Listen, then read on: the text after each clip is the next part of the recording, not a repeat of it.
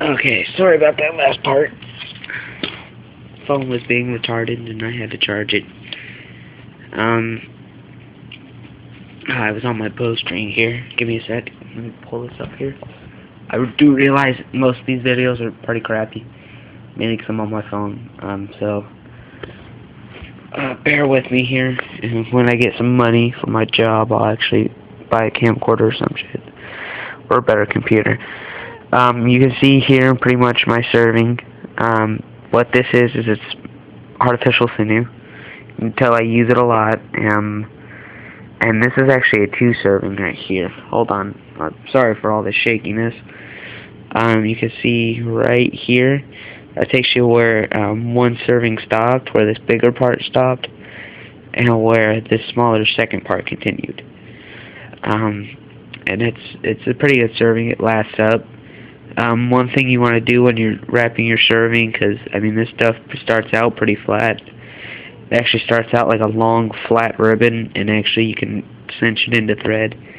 You want to twist it, and then you want to every one of these loops here that I did over these over ties here, I twisted it. And it's painstaking work, but it holds up for like years.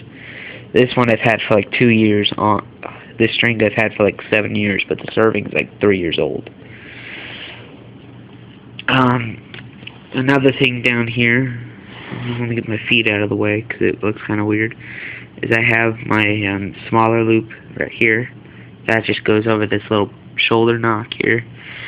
I don't know if you've noticed, but I have a little extra overhang on the string, a little extra string at the back.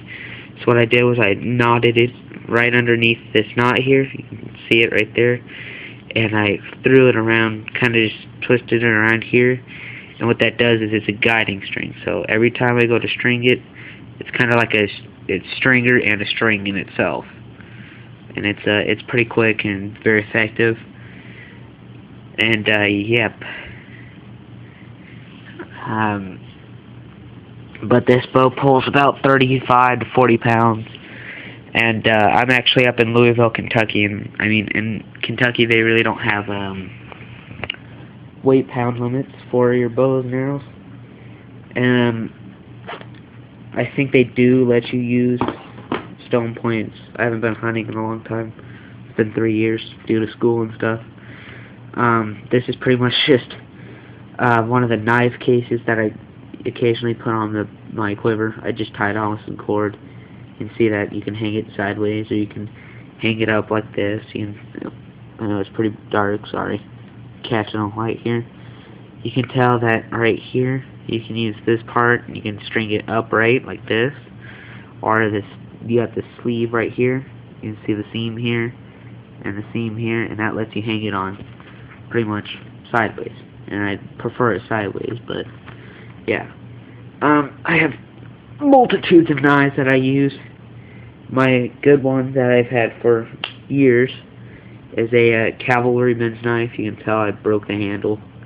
I really don't like the handle anyway. I'm actually going to make a mod to this knife. I'm going to glue this knife set up here and then wrap this down here. Either try to break this off and put this blade in a wooden handle, or I'm just going to kind of glue it upright and then fix this bottom part here and then wrap it in cord. But this is a good knife, good versatile knife. It's good for bush. It's good for the bush. It's fairly sharp. I've had this knife for a while. My grandpa actually took this on in Vietnam with him, and it served him proudly, so I'd rather not talk about what happened with the knife. The second one is a SOG knife. It's a military tack knife. My dad is in the Army. That's how I was able to obtain this knife. It's fairly sharp right out of the box. This knife did cut me severely to the point where I needed stitches. Mainly because I was making a billet for a takedown bow, an experimental takedown bow, made of all primitive materials, and it stuck me. I'll show you my the scar here in a minute. It's pretty much on my index finger, and it hurts like hell. This is just a molded plastic polymer grip. You can tell back here that it does have a belt clip, which I don't fairly use. You can tell because of the bolts and everything in this part right here that it is a folding knife. So simple. You kind of fold it here, and then you just snap it shut. It is a Sogzilla knife. Fairly sharp right out of the box. I mean, I cut down a tree with it fairly and out of the box, and after I was done, I used it, and I pretty much use this as my utility knife. Mom tells me to use a steak knife at dinner. I pretty much whip this baby out, and I'm eating with it too. Can't tell you how many times I have cut myself with knives. This is a pretty badass knife. It's pretty cool. I use it for my home defense knife too when I'm home alone, because you know have some pretty bad break-ins recently. So any guy who wants to fuck with me really won't live. Apologize for my language. I'm actually gonna go over here to my kitchen.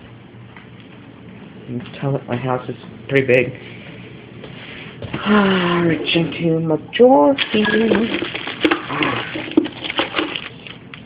I grab 2 more knives here.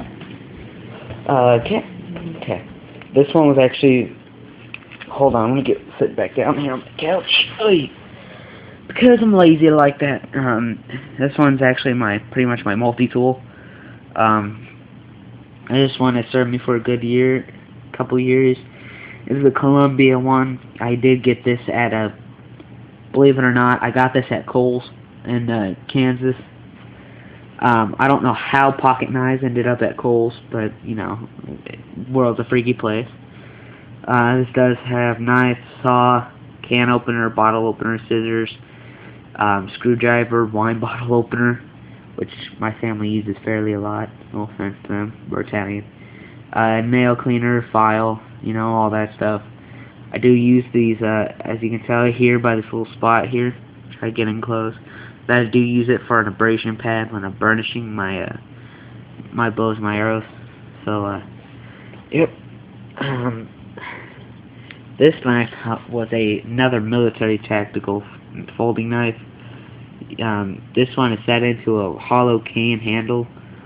You can see here, it's actually, I shoved a steel, drawn steel point, arrow point, practice point, because I didn't want to fill it in. I just wanted to fill in that back. This handle is fairly old, so it's going to have a long crack in it, you know, that I expected it. You can see how it's kind of contorted here. Oh, actually, that's why I chose it. You can see that it's secured down here with more of the artificial sinew. I don't know if you could tell, but I use it a lot. It's kind of folded. It's kind of, you can tell where I kind of started the wrap here. Sorry about this, guys. Like I said, I'm on my phone. You can tell that it's a tack knife because it is a fairly sharp knife, fairly versatile. My father used this one for him, just kind of a, you know, woodsman's knife, you know, something he took out with him in the woods, and he uses it, I use it, I steal it from him, he doesn't like it. Big deal. Give me 1 minute, and I will show you, actually, no, scratch that, I'm going to finish this video here, and log off, and I will be right back.